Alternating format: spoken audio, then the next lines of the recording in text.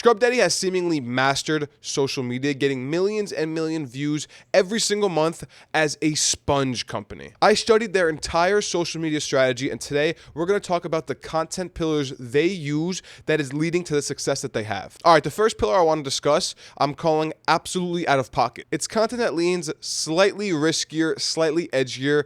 We'll take a look at a couple videos to show you what I mean. This video has 5.5 million views. What's up, motherfuckers? You ready to get creamed? Well, I sure am. The Scrub Daddy Shift All-Purpose Cleaning Cream. Like, now, that's what I'm talking about. That is a crazy ad. And clean this year, which is awesome all-purpose cream cleanser. That is a crazy social media post. So they're releasing a new product, and they did it in a way that got them, guess what? Millions of views, 5.5 million views on a product launch. They started off completely out of pocket. What's up, MFers? Do you want to get creamed? That is absurd. Obviously, that leans a lot riskier than most companies are comfortable leaning into. They know that something like this will stop a viewer in their track. They will make them kind of think twice. Did they just say what I think they said? And they will scroll back and watch your video. And they did such a good job at doing this on a new product launch. Do you know how difficult it is to get 5.5 million views in general? Never mind on a new product. Most companies drop a new product and would be absolutely happy with 100K views. Perfectly glad, obviously, depending on the size of the company. And another one here that is completely out of pocket is Y'all ready to shoot some cream all over your bathroom or like your kitchen or they are wherever? really leaning hard into these sexual innuendos, which a lot of people, a lot of companies obviously would hesitate to do for good reason. Like, a lot of these things can be taken the wrong way if you're a company like Apple. Obviously, Apple isn't necessarily going to lean into something like this, but you have to keep in mind what kind of company this is. This is a sponge company. A sponge is pretty much a commodity. You walk down the supermarket aisle, wherever you are, you buy whatever sponge is usually the cheapest or looks like it'll get the job done. They know they're in this boring niche, this sponge niche, this cleaning supply niche. They had to make it interesting. And as a product, when they were becoming a product, they knew that that's what they had to do with this Scrub Daddy angle. And they are able to take this type of approach to social because of what the product is. Keep that in mind too. Yes, this content is risky. Yes, this content is edgy, but also it's their product. Like, they're a sponge with a mouth that obviously innuendo is staring right in the face. It's obvious. That's like a low-hanging fruit, this sexual innuendo type of stuff. Depending on what kind of brand you are, of course, depends on you can lean something like this. I've been on some food brands that have been kind of closer to that younger demographic, and I was able to lean slightly to these innuendos in a funny way while still keeping things respectable. But like I said, it depends on the approach, the company you have, and the approach you're taking. But Scrub Daddy was able to, their product is so perfect to lean into this out-of-pocket crazy stuff that would stop people in their track and say, this is a sponge company? Of course, that is the point. It wants to stop you as you're scrolling. That's the same thing with Liquid Death, for example. Liquid Death starting off as a water company. It stopped you in your tracks. Like, this is a water company that makes these type of ads? That is exactly the angle Scrub Daddy takes with this first pillar. The next pillar I want to take is the trends. So they do trends. Obviously, everyone knows when a trend is hot, you should jump on it as fast as possible. This first one, I think it had 15.6 million views. It says, me, a Scrub Daddy, having a blast. And it was this trend, this Kendrick Lamar trend. And this is such a good one. This is such a good post for two reasons. Number one, it's the trend, so people know there's going to be a payout at the end. It's kind of this, you're setting it up, and at the end there's a payout. How this trend works is like something positive, and then once the beat drops, it's something really negative, or ironically negative. In this case, having a blast cleaning dishes. Yeah, you're having fun cleaning dishes. Not literally having fun, but easy cleaning dishes. When it's time for utensils, it always slows you down because it's one at a time. And they lean into that, and it's so perfect for them. One, because they're a sponge company, and two, because of this shot they have right here of them sticking a spoon in the mouth of the sponge. That is kind of a funny look, obviously. It's kind of like a thumb stopper, like this looks odd, but it kind of actually, it works. It kind of makes sense. This mouth isn't just for the look. It's kind of useful. It's kind of useful and efficient. And that's what Scrub Daddy does really well too. Like, a lot of people think that views are just going to turn to sales. Not always. Views don't always correlate to sales. If you go viral, but your virality isn't based on a product benefit, people probably won't buy. Something like this actually showcases the benefit of the product. Like if they just made people laugh and didn't do things that related to the benefit of their products, then would people buy? Not as much for sure. But in this case, that mouth actually has a use. It actually is useful to clean utensils, forks, knives, different things. And when you're doing dishes, it actually makes sense. So it looks funny and has a use, and they drive with that. That's a benefit of their product. So they lean into that, this view of sticking a utensil in the mouth of the sponge. And this is a great job at leaning into a trend. So when you're leaning into trends, you want to make it your own. You don't want to have the same text, have the same visual as everyone else doing the trend. You take a trend, you make it custom to your product, yourself, your brand.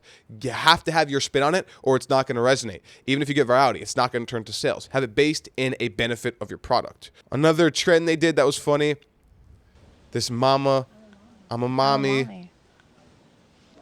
Mommy? I'm a mom. Yeah, this is a funny one from Love Island or one of those shows. Great job. What's the benefit? They are talking about their new product, the mommy, is Scrub Mommy. So there's a Scrub Daddy and there's a Scrub Mommy. That was a way to talk about a new, different product. Great job at leaning into a trend there. This one had 1.4 million views in itself. The next content pillar I want to talk about, or maybe it's more of a strategy overall, is their collaborations. They do a lot of collabs, and they do really, really smart strategic collabs. Like this video here.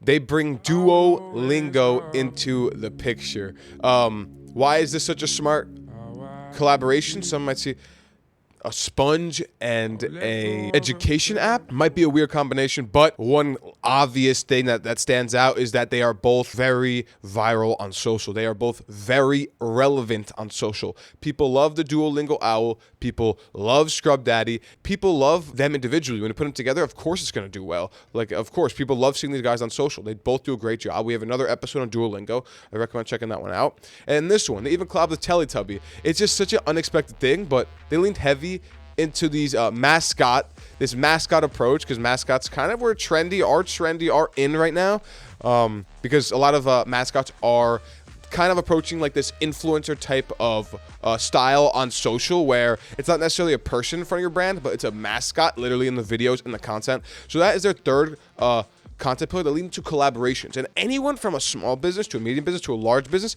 can really benefit from the correct collaborations. And any size business can do it. Any size brand can do it. You have to think, does it make sense for the brand? How does it benefit? What's the benefit? Obviously, if you're a construction company, you're not going to collab with a competitor, direct competitor. Now, maybe there's an angle on that. Maybe if you're from different parts of the country or the world. So those are the three content pillars that really stand out. And what I would take from this is, what's the version of this for your product? Like, yeah, not everyone is going to be able to lead into these sexual innuendo type of content, because that's kind of baked into this product. It's right there for the grabbing. They're not a food brand. They're not worried about people getting grossed out. They're a sponge brand that's kind of already gross. You're already with a bunch of dirty dishes. What's that version of it for your brand? Like, they went edgy in that sense, but there's edgy in a lot of senses. One example I used before, say you're a law firm, for example, and this is maybe wouldn't work as a type of content, but this is just something you should try, because to get to the pillars, you try, and something that sticks, that becomes a pillar. So one example I've used is, say you're a law firm that deals with injuries. For you represent people who get injured, and you try to win them money. Let's say you wanted to do a skit style where someone gets hurt, and the lawyer is quick to get there, the first one to get there, saying, hey, are you hurt? Do you need help? Pretend you're hurt. Grab your knee,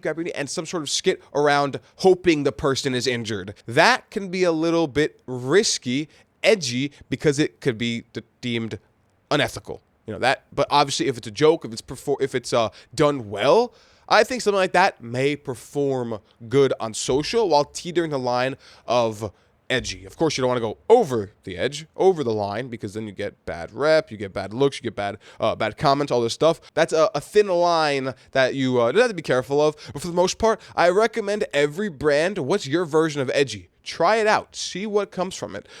Because a lot of time on social, that's what works. And then trends, another one. The last thing I want, make sure when you're doing trends, you are making it your own. You don't want to regurgitate just the same thing everyone's doing. How can it become different and specific to your brand, your benefits, your customers, your employees? Spend some time. Think about it. Take a couple hours. Think, how can this work for my brand? And those are the ones that go viral, that get a lot of attention, that get hundreds of thousands, millions of views, when you can make that connection to your brand. And it's better when it can only be to your brand. Like, for example, if there's a quick service restaurant I'm working with, and there's something very specific to them that not many people lean into, that is what I should make a trend about. For example, how Chili's does it really well with their triple dipper, with their mozzarella sticks, the cheese pull they have. They make that specific to them. They make content around those items specific to them because that is specific to them. That is on their menu. That is what their customers love. So that is Scrub Daddy. Those are the pillars that stand out to me. Let me know if you guys like this content pillar breakdown. I'm going to do this for a bunch more accounts. And yeah, leave a like, comment, and subscribe. Let me know what you guys want to see next. Comment a brand you want to see me post about. But yeah, till next time.